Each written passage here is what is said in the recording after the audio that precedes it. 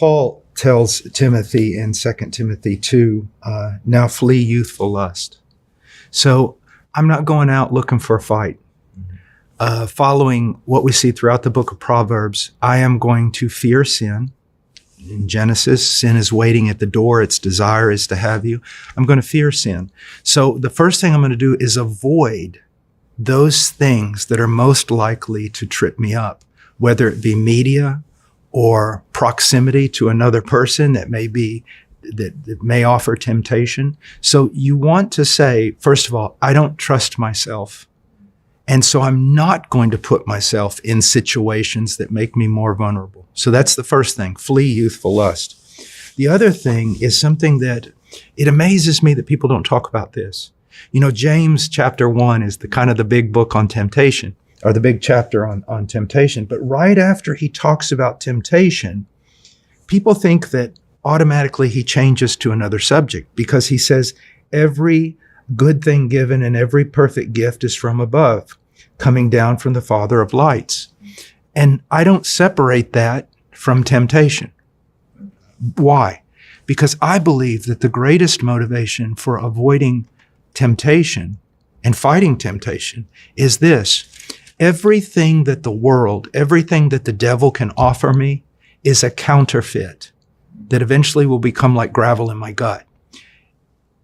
A young man, let's say, he desires a relationship with a young woman. He desires intimacy. That's normal. That's biblical. But he's tempted to go about it the wrong way. What he needs to realize is, hold it. If I go about it this way, it will not turn out to be a good and perfect gift. Also, I need to look back at all the kindnesses of God and also my faith in what God is going to provide. I can take the counterfeit now, or I can wait for the better, which God offers. And that's a tremendous motivation that is oftentimes overlooked. So we need to flee those things and those circumstances that put us in almost a you can't do anything but fail situation. Get away from that. But also look at the goodness of God.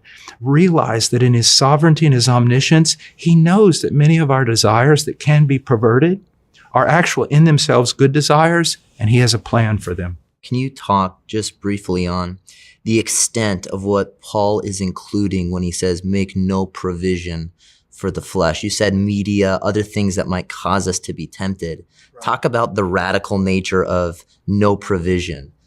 Right.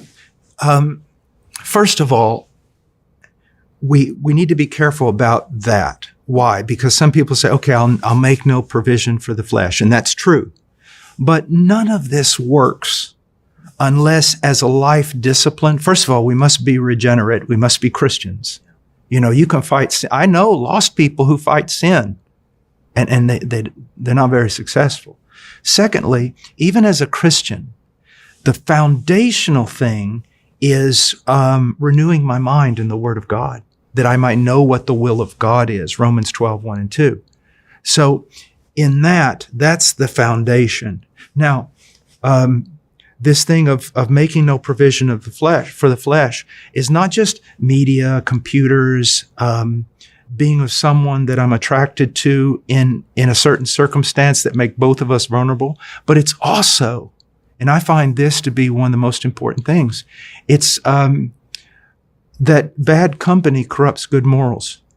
When I was in college, people said, you know, that I grew really fast. And there was a reason for it. It wasn't that I was special. God surrounded me with other college students that were godly. I was in a church where righteousness was preached. And so a lot of times you're making a provision for the flesh by hanging out with people that really do not take sin very seriously, especially immorality. One of the things I always go to is that Christianity is not a lone wolf religion. If I am surrounded by godly men or someone surrounded by godly women, a young lady,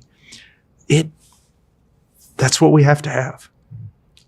So if someone comes up to you, Paul, and says, I'm fighting my sin, I'm fleeing temptation, and I know I need to renew my mind, How can I do that? How can my mind be renewed?